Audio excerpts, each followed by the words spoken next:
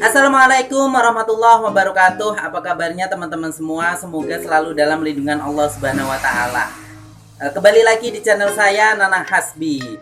Terima kasih yang baru datang. Jangan lupa subscribe dulu ya di tombol merah di bawah ini, serta like dan share ke sosial media teman-teman semua.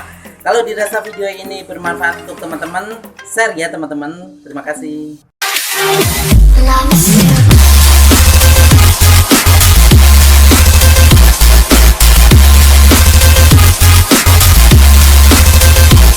Oke, di video kali ini saya akan membahas tentang kegiatan apa saja yang saya lakukan waktu di Asrama Haji Donohudan Solo. Tonton terus video kali ini, jangan skip sampai akhir ya, agar teman-teman semua mengetahui kegiatan apa saja yang dilakukan pada waktu di Asrama Haji Donohudan Solo.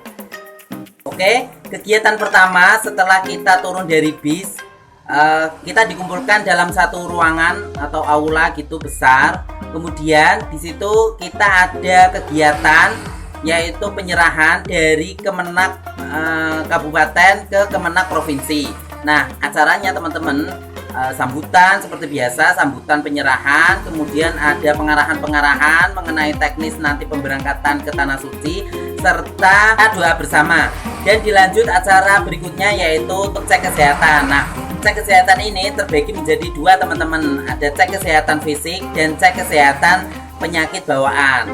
Biasanya untuk jamaah haji lansia dilakukan cek kesehatan berupa penyakit bawaan seperti cek kesehatan penyakit jantung, gula darah maupun penyakit-penyakit bawaan lainnya. Dan kita diberi satu paket bungkusan berupa isinya itu ada masker, kemudian ada spray botol, terus ada susu bubuk, salep pegel-pegel, Oralit, dan masih banyak lagi teman-teman. Nah, satu paket bungkusan itu nanti kita bawa untuk bekal kita di Tanah Suci. Nah, bagi wanita dengan usia subur wajib dites kehamilan. Nah, ini biasanya kalau ketahuan hamil maka tidak jadi berangkat teman-teman, akan ditunda ke tahun berikutnya. Nah, waktu itu saya sampai ke Asrama Haji Donohudan itu sekitar jam 8 pagi teman-teman. Setelah kegiatan acara sambutan dan juga serah terima serta cek kesehatan, kurang lebih jam 11 atau jam 12 gitu selesai. Kegiatan berikutnya yaitu pembagian kamar. Nah, setelah itu kita kegiatannya yaitu sholat, makan siang, dan istirahat. Setelah makan siang, ketua regu dan ketua rombongan dipanggil untuk mengadakan rapat koordinasi. Pemanggilan oleh ketua kloter kalau tidak salah ya teman-teman, untuk rapat koordinasi persiapan pemberangkatan ke Tanah Suci. Nah, kita yang sebagai jamaah biasa atau tidak bertugas, kita diberi waktu untuk istirahat sebentar. Nah, saya waktu itu saya manfaatkan untuk menemui tamu keluarga yang datang ke Asrama Haji Donohudan. Ada tamu tetangga dan juga keluarga yang ikut mengantar ke Asrama Haji Donohudan.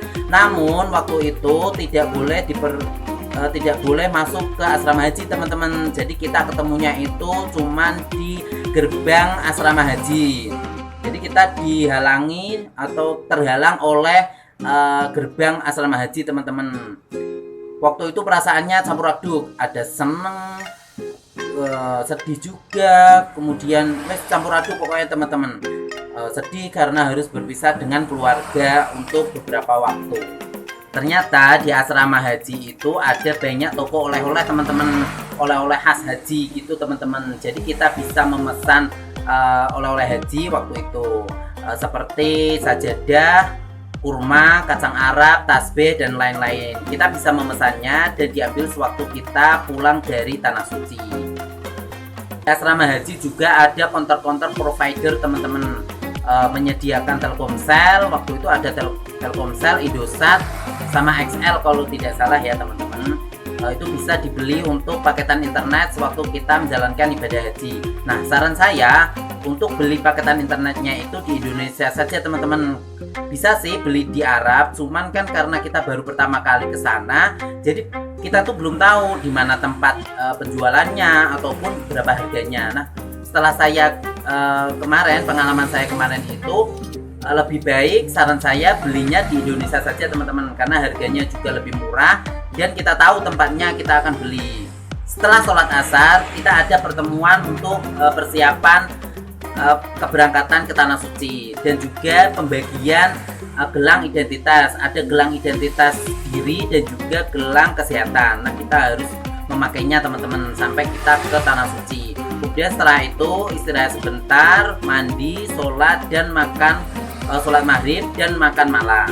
Setelah sholat isya ada pembagian paspor, visa dan juga tiket pesawat. Nah, untuk paspornya itu kita masukkan ke dalam tas paspor teman-teman, yang bentuknya itu seperti ini ya. Itu dimasukkan agar lebih mudah dalam proses pengecekan waktu di imigrasi Arab Saudi. Tapi nantinya paspor tersebut akan dikumpulkan menjadi satu teman-teman dan akan diamankan oleh ketua kloternya agar tidak hilang maupun tidak tertinggal di satu tempat. Setelah pembagian paspor, kita disuruh untuk memakai pakaian ihram teman-teman, karena waktu itu saya berangkat ke Tanah Suci pada waktu gelombang kedua, jadi harus memakai pakaian ihram dari Indonesia. Nah, setelah memakai pakaian ihram, kita dikumpulkan kembali dalam satu ruangan atau satu tempat gitu ya teman-teman. Di sana kita diberi pengarahan. Pengarahannya berupa barang-barang apa saja yang perlu dibawa dan yang tidak boleh dibawa pada waktu di pesawat.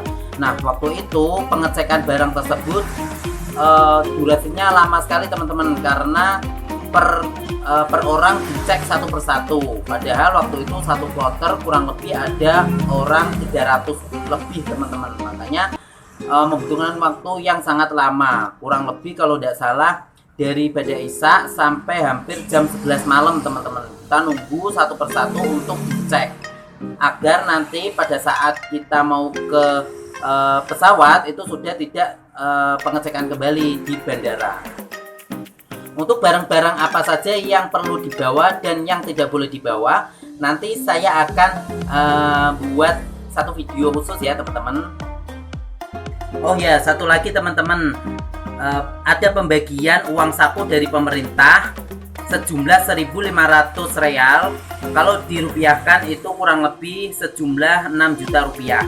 Nah, uang tersebut akan kita gunakan untuk bekal kita di Tanah Suci. Lumayan kan teman-teman, dapat cashback. Berhubung waktu itu saya berangkat pada gelombang kedua, jadi saya harus sudah memakai ihram dari Indonesia teman-teman. Maka dari itu pada waktu sore harinya, karena saya berangkat atau terbang ke Arab Saudi jam 3 malam, maka dari sore harinya kita sudah diwajibkan untuk melakukan mandi wajib sebagai syarat untuk niat ihram teman-teman. Setelah pemeriksaan barang bawaan selesai, kita diarahkan ke ruangan untuk pelepasan jamaah haji. Nah, waktu itu ada acara lagi teman-teman, seperti doa bersama sebelum kita berangkat ke lapangan bandara. Nah, waktu itu perasaannya campur aduk teman-teman, apalagi saat dibacakan azan dan juga talbiyah.